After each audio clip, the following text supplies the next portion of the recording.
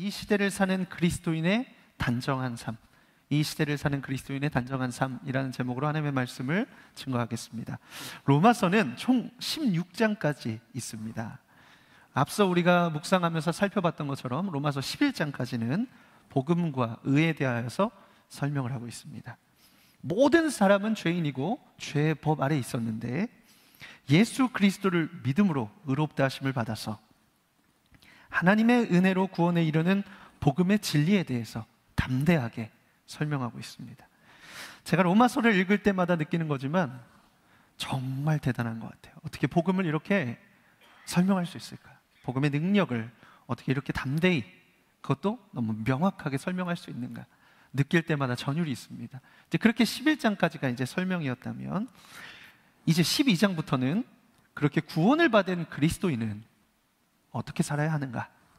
그것에 대해서 말씀하고 있습니다. 쉽게 말하면 11장까지는 설명이고 12장부터는 적용이라고 보시면 됩니다. 그래서 로마서 12장은 이렇게 시작합니다. 그러므로. 여기서 그러므로가 이제 앞부분의 내용을 수식하는 의미이죠. 사도 바울은 그러므로 형제들아 내가 하나님의 모든 자비하심으로 너희를 권하노니. 여기서 권한다는 헬라어 파라칼레오라는 단어인데요, 권면이라고 쓰이지만 사실 그 안에는 초대, 요청, 격려라는 의미도 함께 있습니다. 그러니까 이 단어는요, 전반적인 뉘앙스가 굉장히 따뜻한 단어예요. 하나님의 모든 자비하심으로 라는 말로 그 느낌을 더해줍니다. 율법적 계명 아니고 이제 사랑의 초대인 것이죠. 사랑의 초대로 권하는 거예요. 무엇을 권하죠? 너희 몸을 하나님이 기뻐하시는 거룩한 산 제물로 드리라. 우리 몸을 제물로 드리래요. 언뜻 보면 여러분 무서운 말이죠. 분명히 뉘앙스는 따뜻했는데 내용이 좀 섬뜩합니다. 아니, 어떻게 우리 몸을 제물로 드리라는 것인가? 여기서 말하는 제물은요, 구약시대에 하나님께 제사를 드릴 때 소, 양, 새 이런 이제 짐승을 제물로 드리면서 제사했던 그 제물입니다. 구약의 제사는 하나님께 드리는 예배였습니다. 제사를 드리기 위해서는요, 반드시 제물이 필요했어요. 그런데 하나님께 드리는 제물은 정결하고 흠이 없고 깨끗한 제물이어야 했습니다. 그래서 아무 것이나 드릴 수가 없었어요. 흠이 있는 것을 드리면 하나님이 받지 않으셨거든요. 그렇게 구별된 제물을 드리면서 하나님 앞에 온전한 헌신과 감사를 고백했고 무엇보다 지은 죄를 용서받았습니다. 그래서 그렇게 제사를 위해서 죽은 제물을 희생제물이다 이렇게 불렀습니다. 여러분, 여기서 제물은요, 죽여서 드리는 것입니다. 죽지 않으면 제물이 될 수가 없어요. 그런데 사도 바울은 너희 몸을 하나님이 기뻐하시는 거룩한 산 제물로 드리라 말씀했습니다. 제물은 죽어야 드릴 수 있는데, 아니 그러면 산 제물은 도대체 무엇입니까? 우리가 오늘 이 말씀을 이해하기 위해서는 앞서서 반드시 알아야 하는 내용이 있습니다. 그것은 바로 예수님께서 인류의 죄를 위하여 친히 속죄의 제물이 되셨다는 것입니다. 곧 희생 제물이 되셨다는 것이에요. 이것을 알아야만 오늘 말씀을 이해를 할 수 있습니다. 세례 요한은 자신에게 세례를 받으러 나오는 예수님을 이렇게 말했습니다. 보라, 세상 죄를 지고 가는 하나님의 어린 양이로다. 요한일서에서는 하나님이 우리를 사랑하사 우리 죄를 속하기 위하여 화목 제물로 그 아들을 보내셨음이라 말씀합니다. 그러니까 예수님께서 세상의 죄를 지고 죽으실 제물로 오셨다는 뜻입니다. 그리고 베드로전서에서는 또 이렇게도 말합니다. 너희가 대속함을 받은 것은 금이나 없어질 것으로 된 것이 아니요 오직 흠없고 점없는 어린 양 같은 보배로운 그리스도의 보배로운 피로 된 것이니라. 이는 우리가 스스로는 씻을 수 없는 죄가 흠없고 깨끗한 제물로서 대신 죽으신 예수님의 피 흘림으로 속죄함을 받았다는 뜻입니다. 여러분, 피는 생명을 담고 있어요. 깨끗한 피를 흘려서 더러운 피를 씻으셨다는 뜻입니다. 생명을 생명으로 살리셨다는 거예요. 죄 없는 분이 죄인을 위해 대신 죽으셨습니다. 그런데 여러분, 이 희생제사의 정점은 바로 여기에 있습니다. 우리 히브리서 10장 10절 말씀을 한번 같이 읽어보겠습니다. 예수 그리스도의 몸을 단번에 들이심으로 말미암아 우리가 거룩함을 얻었노라. 여기서 단번에 들이셨다는 것이 핵심이에요. 구약의 제사는 한계가 있었어요. 죄를 지을 때마다 제물을 죽여야 했습니다. 한 사람의 일생 동안에 속죄를 위해서 얼마나 많은 동물을 죽여야 했는지 몰라요. 그런데 이는 예수 그리스도께서 제물이 되셔서 단번에 드린 희생 제사로 인하여서 이제는 더 이상 구약에 한계가 있는 제사를 드릴 필요가 없어졌다는 뜻이에요. 단번에 드리심으로 더 이상 반복할 필요가 없는 완전하고 영원한 제사가 드려졌습니다. 이 놀라운 제사는요, 바로 십자가에서 친히 속죄의 희생 제물이 되셔서 죽으신 십자가의 사건입니다. 여러분, 그 사건 이후에 더 이상 제물을 죽여서 드리는 제사는 사라지게 된 것이죠. 여러분, 그것을 믿으면 죄를 씻음받고 의롭다 여김을 받아서 구원을 받는다는 놀라운 소식이 복음이에요. 그래서 사도 바울이 이렇게 얘기한 거예요. 그러므로, 오늘 12장 그러므로 시작하잖아요. 그러므로 그 복음을 믿어서 그리스도의 피로 씻음받아 의롭다 하심으로 영원한 생명을 얻은 너희도 이제 너희 몸을 하나님께서 기뻐 받으실 거룩한 산 제물로 드려라 말씀한 것입니다. 여러분, 제물을 죽여서 드리는 제사는 끝이 났어요. 그런 형태의 예배는 끝났습니다. 그러니까 하나님 앞에 나아갈 때, 예배할 때 더 이상 제물이 필요 없게 된 것입니다. 하나님께서 원하시는 예배는요, 더 이상 제물을 드려서 받으시는 예배가 아니에요. 동물을 죽이고 피를 뽑고 각을 떠서 불에 태워서 드리는 제사를 드리지 않아도 됩니다. 그렇게 구약의 제사는 끝났습니다. 그렇다면 예수 그리스도를 믿어서 구원받는 우리는 어떤 예배를 드려야 할까? 오늘 사도 바울이 그 말씀을 하는 것입니다.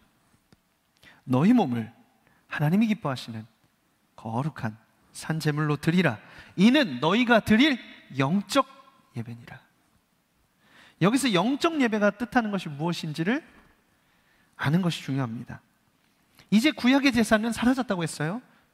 그래서 이 예배는 형식적인 예배가 아니고 영과 진리로 드리는 예배가 되었습니다.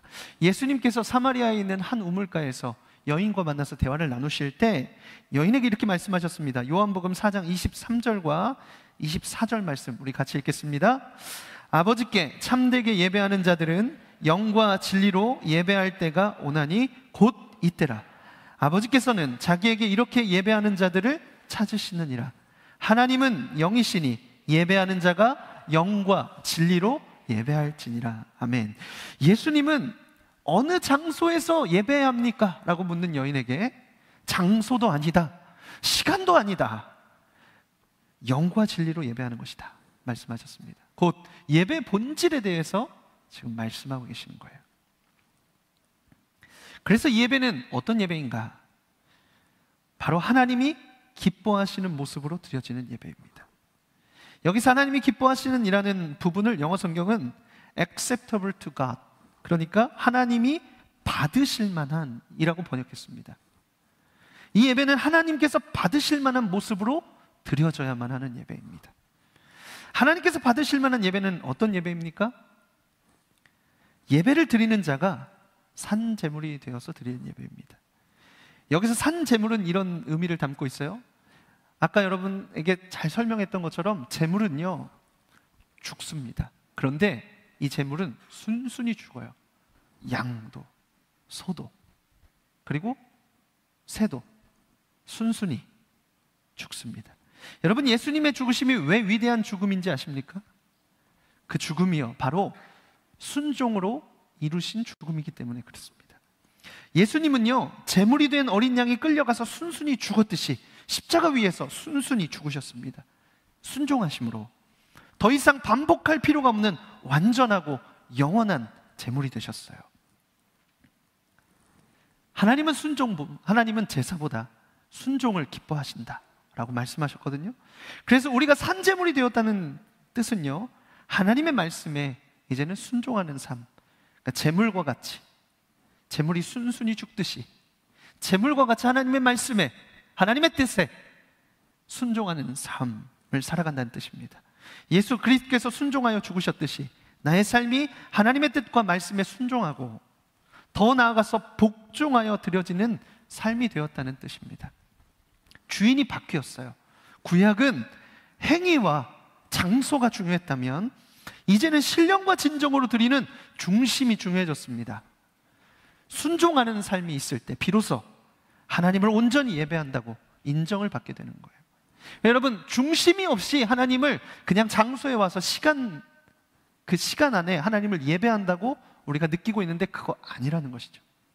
우리는 마치 제물과 같이, 그런데 살아있는 제물이 되어서 하나님의 말씀에 순종하고 마음과 중심으로 예배하는 존재가 되었다는 뜻입니다.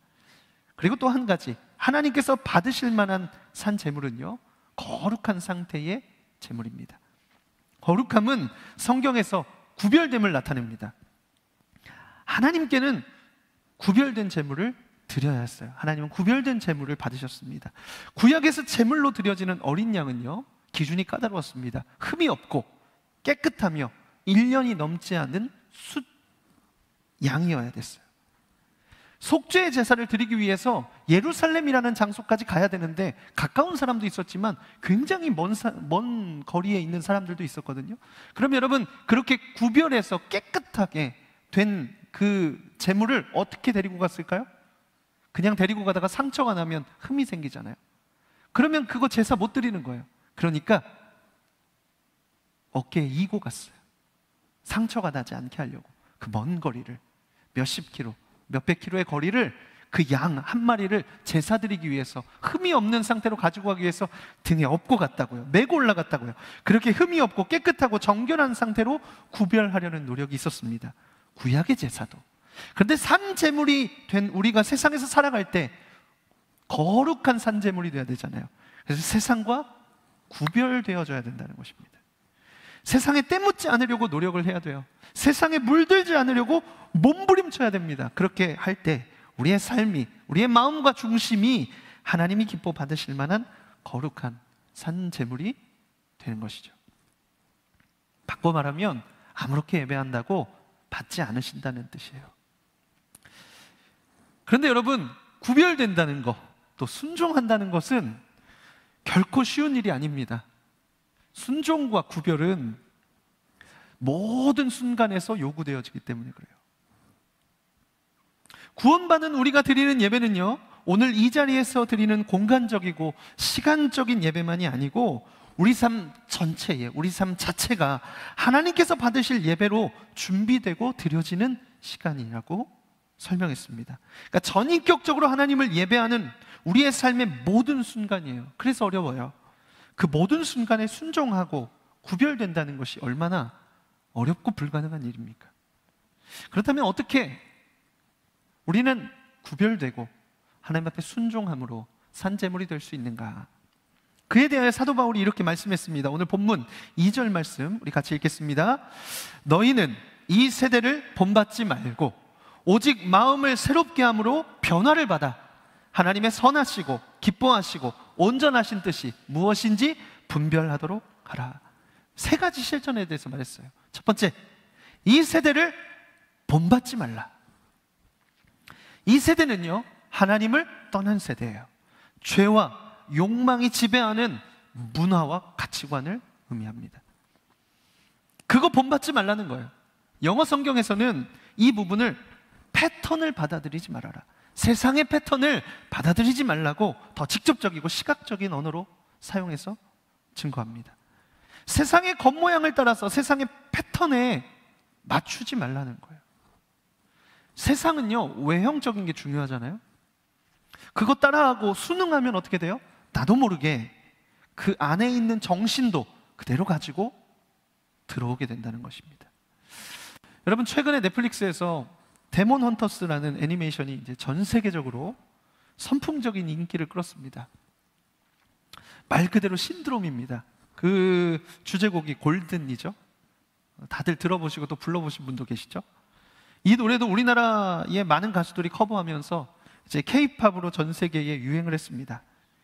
이 애니메이션 안에는요, 저승사자, 신수, 한옥 이런 것처럼 한국의 전통적인 요소가 이제 들어가서 말 그대로 한류를 일으킨 거예요. 문화적인 트렌드, 감정적인 공감, 비주얼 세계관이 완벽하게 맞물렸다고 평가합니다. 그런데 여러분, 그 내용도 아세요? 잘 모르시죠? 주인공이 반악마, 반인간이라는 이렇게 혼종적인 정체성을 가지고 있어요. 이러한 혼란한 정체성을요, 그대로 받아들여서 그 자체로 빛나자. 더 이상 숨기지 않는다. 벽돌을 허물고 깨어나서 나처럼 느껴라. 내가 태어난 이유는 빛나기 위해서다. 라는 내용의 가사가 골든이에요. 멜로디가 굉장히 중독적이고 또 영어로 되어 있어서 뜻 모르고 따라하기가 쉽습니다. 그런데 그렇게 악마와 사람이 함께 혼재되어 있는 그 주인공처럼 너희도 혼란한 그 정체성 그대로 가지고 그거 그대로 빛나는 너의 모습이야. 깨뜨리고 나가서 사람들에게 인정받아. 네가 태어난 이유는 빛나기 위해서야. 이렇게 그 가사 안에 그런 내용들이 숨겨져 있어요. 근데 여러분 그거 아세요? 이 애니메이션을 초등학생은 물론이고 유치원생도 봅니다. 부모님들이 아무런 경계 없이 애들에게 틀어줘요. 그럼 애들은 막 정신없이 막 빨려 들어가서 봐요. 막 이러고 봅니다. 여러분, 사탄은요, 보는 것으로 역사해요. 이런 미디어 속에 세상의 것들이 얼마나 깊숙이 들어와 있는지 모릅니다. 이 세대의 문화와 가치관의 패턴은요, 강력해요. 우리가 그냥 젖어 들어가서 잘 모르는 거지. 여러분이 보는 쇼츠 안에, 여러분이 소비하는 컨텐츠 안에 이것이 깊숙하게 들어와 있습니다. 물질, 쾌락, 권력, 명예, 유행, 허무, 불안, 인간 중심적인, 자기 중심적인 사고의 패턴이 그렇게 수많은 미디어와 여러 메시지로 노출되어서 우리가 보면 은연중에 자리 잡는 거예요. 그 패턴이 머릿속에 각인되는 겁니다. 그리고 그것이 속에서 이제 작동하기 시작해요. 어느 순간에 세상에 있을 때 가치관으로, 생각으로 우리 속에서 작동합니다. 그래서 말과 행동과 생각이 됩니다. 여러분, 그에 대해서 사도 바울이 이렇게 말하는 거예요. 오직 마음을 새롭게 함으로 변화를 받아. 우리가 해야 하는 두 번째 실천이 뭐예요? 우리가 세상에서 하나님 말씀에 순종함으로 거룩한 산재물이 되고 구별되게 살 수 있는 방법 두 번째, 마음을 새롭게 함으로 변화를 받는 것입니다. 여기서 변화를 받는다는 말의 원어는요, 근본적인 전환을 뜻해요. 생각을 새롭게, 정체성과 삶의 방향에 있어서 근본적인 변화를 받아야 한다는 것입니다. 그리스도인들이 구원은 받았지만 그리스도인들이 구원 받았다고 느끼잖아요. 여러분, 우리 구원 받았다고 우리가 믿고 확신하잖아요. 그런데 세상에서 살아갈 때는 세상과 똑같이 살아가는 이유는 여전히 그 세상의 가치관에 그리고 그 생각에 사로잡혀 있기 때문에 그렇습니다. 그 방식으로 생각하고 그 방식으로 행동하는 것이 전혀 이상하지 않은 거예요. 그런데 여러분, 성경은 새 사람을 어떻게 정의하는지 아십니까? 새 사람? 그렇게 변화받은 새 사람, 이렇게 정의합니다. 골로새서 3장 10절 말씀 같이 읽겠습니다. 새 사람을 입었으니 이는 자기를 창조하신 이의 형상을 따라 지식에까지 새롭게 하심을 입은 자니라. 하나님의 형상을 따라서 어디까지요? 지식에까지 새롭게 하심을 받은 것입니다. 그러니까 더 이상 세상의 패턴을 따르지 않고 하나님의 형상을 닮고 정체성과 가치관이 바뀐 존재라는 거예요. 그래서 여러분, 여전히 세상의 사고방식과 가치관을 가지고 있으면 여러분, 우리가 구원받았다고 하지만 사실은 세상의 가치를 따라 살아가고 있다는 것이죠. 그래서 전 인격적인 변화는요, 사실 감정적인 변화뿐만이 아니고 이성적인 결단이 필요해요. 나는 하나님의 자녀야. 그래서 나는 더 이상 세상을 따라 살지 않을 거야. 나는 그리스도만 따라가겠다. 이런 의지적인 결단이 따라오는 거예요. 그래서 여러분 해야 하는 세 번째 실천은요, 분별하는 것입니다. 분별하라고 말씀해요. 그런데 여러분, 살아보면 어때요? 분별할 것이 너무 많아요. 뭐가 진짜고 뭐가 거짓인지, 뭐가 하나님 기뻐하시는 일이고 그것이 아닌지, 우리가 그거 분별하다 보면 너무 어지러울 정도예요. 그 일일이 쫓아다니면서 분별할 수가 없습니다. 하다가 지쳐요. 봐도 모르겠어요. 그럼 어떻게 합니까? 여러분 혹시 화폐 감정 전문가가 하는 훈련 알고 계세요? 위조 지폐 감별사가 하는 훈련. 간단합니다. 감별사들은요, 위조 지폐를 연구하지 않습니다. 오히려 진짜 지폐를 수천 번, 수만 번 여러분 만지고, 그리고 보고, 냄새 맡고 감촉을 익히는 훈련을 한대요. 그래서 그 진짜를 알면 조금이라도 다른 가짜는 즉시 감지가 되는 거예요. 가짜 돈을 구분하는 방법을 배우는 것이 아니고, 진짜를 익혀서 거짓을 식별할 수 있는 그런 집중 훈련을 하는 것입니다. 여러분, 이것은요 신앙에도 똑같이 적용이 되는 거예요. 진짜를 알려고 노력해야 돼요. 그래서 사도 바울이 뭐라고 하냐면, 하나님의 선하시고 기뻐하시고 온전하신 뜻이 무엇인지 분별하도록 하라. 이 세대를 본받지 않기 위해서는요, 이 세대에 대한 걸 막 분별하려고 그걸 노력하고 그거 뭔지 구분하고 이게 아니고, 하나님의 뜻, 하나님의 선하시고 기뻐하시고 온전하신 뜻을 더 깊이 알아야 된다는 거예요. 오리지널을 알아야 돼요. 그러면 세상의 가치관, 세계관이 자연스럽게 분별됩니다. 진리의 말씀 앞에 세상의 거짓된 속임, 우상과 세속적인 가치들이 드러나요. 아, 이거 악한 것이구나. 아, 이거 역겨운 것이구나. 내 눈을 가리고 있었구나. 깨닫게 된다는 거예요. 그렇다면 하나님의 선하시고 기뻐하시고 온전하신 뜻은 무엇일까? 우리가 로마서 11장까지 오면서 읽었습니다. 죄로 인하여 하나님과 단절되어서 영원히 죽을 죄인이 복음으로 인하여 영원한 생명을 얻는 것입니다. 그것이 하나님의 선하신 뜻이에요. 그리고 하나님의 백성이 하나님께서 받으실 만한 합당한 예배자가 되어서 세상을 살아가는 것입니다. 그것이 하나님이 기뻐하시는 뜻이에요. 근데 거기서 멈추지 않고 구원을 주시는 이 복음을 증거해서 어둠 가운데 있는 자들, 빛이 없는 자들이 생명 되신 예수 그리스도께로 나오게 하는 것이, 주께 돌아오게 하는 것이 하나님의 온전하신 뜻입니다. 여러분, 이 하나님의 뜻의 대척점에 있는 것이요, 세상에 속한 거예요. 성경은 그 정체를 이렇게 밝혀서 이야기합니다. 우리 에베소서 2장 2절 말씀을 같이 읽겠습니다. 그때에 너희는 그 가운데서 행하여 이 세상 풍조를 따르고 공중의 권세 잡은 자를 따랐으니 곧 지금 불순종의 아들들 가운데서 역사하는 영이라. 또 에베소서 6장 12절 말씀을 읽겠습니다. 우리의 씨름은 혈과 육을 상대하는 것이 아니요 통치자들과 권세들과 이 어둠의 세상 주관자들과 하늘에 있는 악의 영들을 상대함이라. 아멘. 여러분, 세상과 구별된다는 것은 단순한 분리가 아니고요, 그냥 이렇게 우리가 멀어지면 되는 문제가 아니에요. 단순히 나는 그거 생각 안 해야지, 그거 안 해야지, 이런 문제가 아닙니다. 뭐라고 말해요? 영적인 싸움이다. 그러니까 세상과 구별된다는 것은 영적인 싸움임을 명확하게 말씀합니다.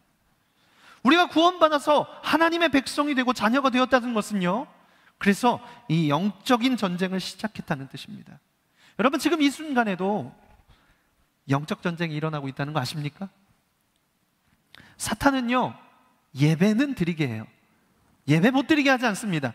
예배 못 드리게 하면 난리 나요. 더 예배 드리고 싶고 막 와서 울고 막 감동받고 막 은혜 가운데 있고 그러거든요. 예배는 드리게 해요. 예배는 드리게 하는데, 그런데 그것이 전혀 어렵지 않게 만듭니다. 찬양도 부르고 기도도 하게 해요. 그런데 정작 일상에 가서는, 일상생활에서는 자신의 이익과 욕망을 우선시하게 만들고 하나님과의 관계는 전혀 없는 것처럼 살게 만들어요.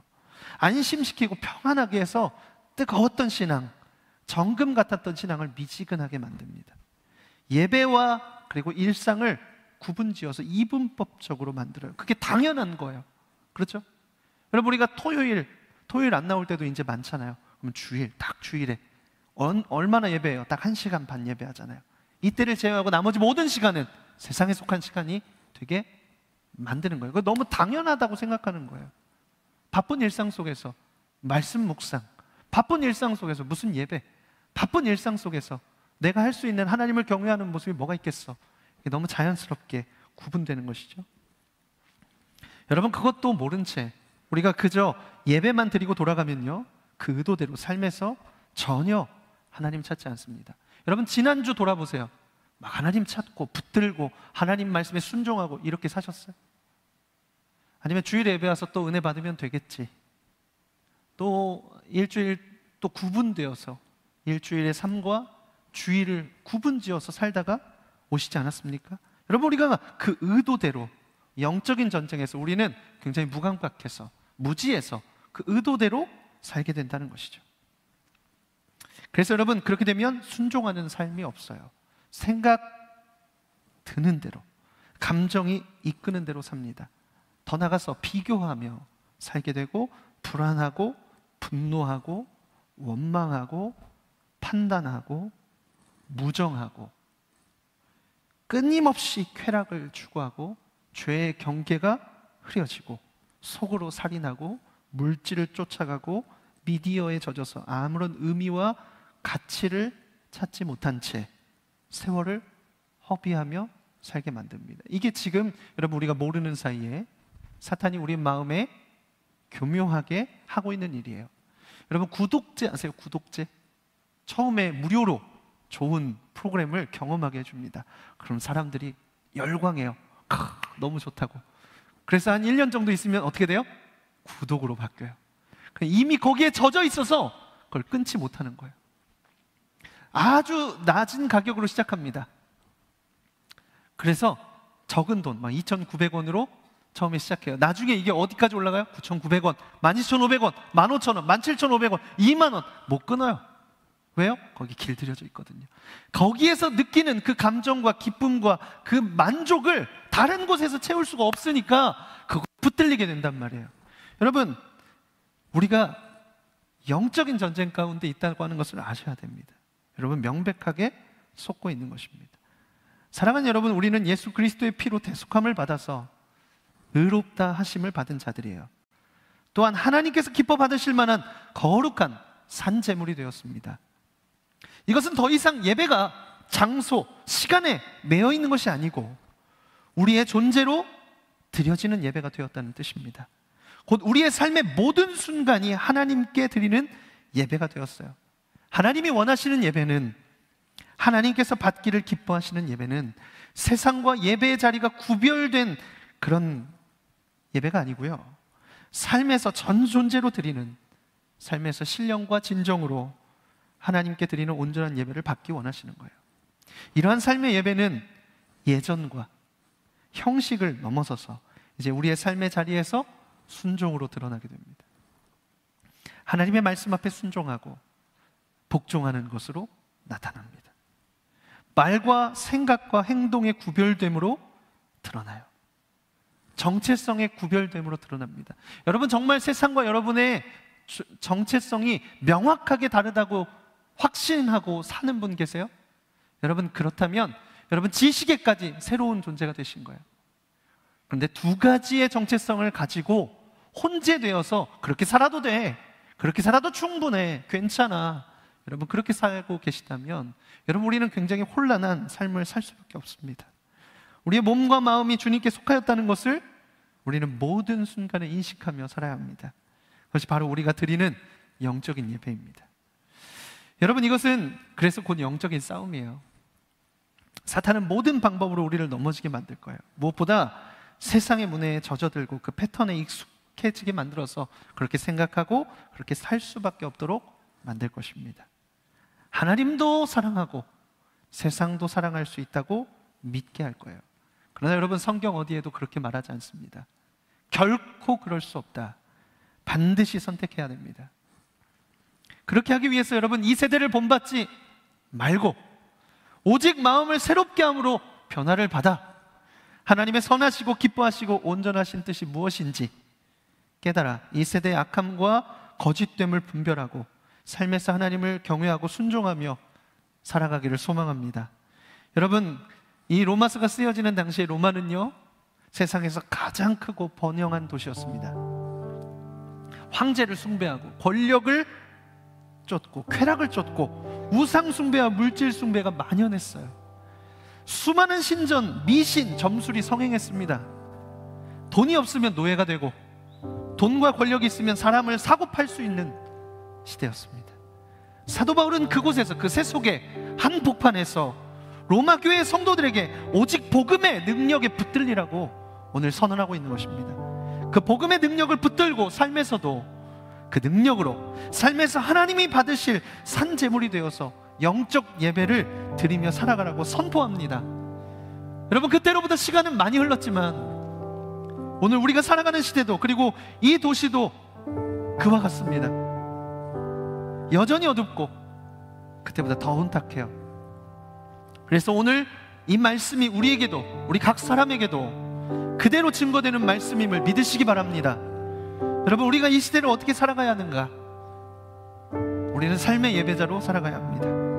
여러분, 어디서나 예배하기로 결정하십시오. 오늘 주일에만, 딱 이 시간에만 예배하는 것이 아니고, 여러분 이 자리에 나서시면서 다시 돌아올 때까지 끊임없이 우리는 어디서나 하나님을 예배하는 사람들로 서기로 결정해야 합니다.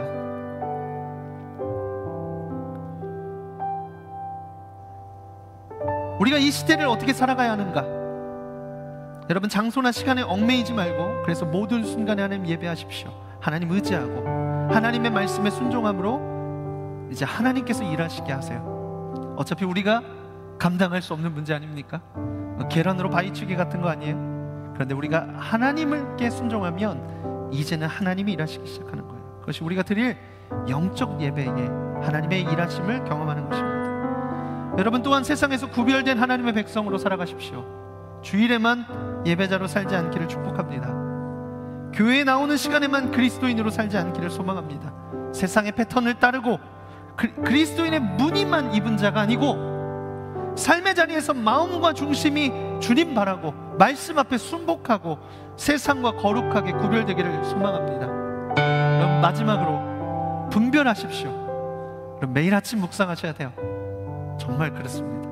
매일 아침 묵상하셔야 합니다. 치열하게 묵상해야 돼요. 그렇지 않으면 휩쓸려요. 하나님의 뜻을 알아서 세상에 속한 것들을 분별하고 거절해야 되는데 기준이 없으니까 여러분, 세상의 그 강력한 세파에 누구나라도 휩쓸릴 수밖에 없어요. 그래서 여러분, 매일 아침 묵상하시기 바랍니다. 하나님의 뜻을 깨달아서 여러분, 복음의 능력으로 구원의 빛을 또한 증거하는 삶이 우리의 삶이 되기를 간절히 소망합니다. 여러분, 이러한 삶이 이 시대를 살아가는 그리스도인의 삶입니다. 영적 전쟁하며, 그러나 말씀 앞에 붙들려서 그 말씀으로 인도함 받아 우리의 몸을 쳐서 순종하고 세상의 것들을 거부하고 온전히 그리스도인으로 산 제물로 구별되어 살아가는 삶, 복음을 믿어 구원받아 하나님의 자녀로 사는 삶입니다. 오늘 사도 바울의 말씀을 제가 읽겠습니다. 그러므로 형제들아, 내가 하나님의 모든 자비하심으로 너희를 권하노니 너희 몸을 하나님이 기뻐하시는 거룩한 산 제물로 드리라. 이는 너희가 드릴 영적 예배니라. 여러분, 이 사랑의 초대에 응하시기를 바랍니다. 저를 따라서 여러분 담대히 한번 같이 선포하겠습니다. 담대히 선포하십시오. 너희는 이 세대를 본받지 말고 오직 마음을 새롭게 함으로 변화를 받아 하나님의 선하시고 기뻐하시고 온전하신 뜻이 무엇인지 분별하도록 하라. 아멘, 아멘. 여러분, 이 말씀 붙들고 삶의 자리로 나아가실 때 여러분, 예배자로 나아가는 저와 여러분 되기를 축복합니다. 우리 이제 그 마음을 담아서 우리 함께 이 찬양을 믿음으로 고백하겠습니다.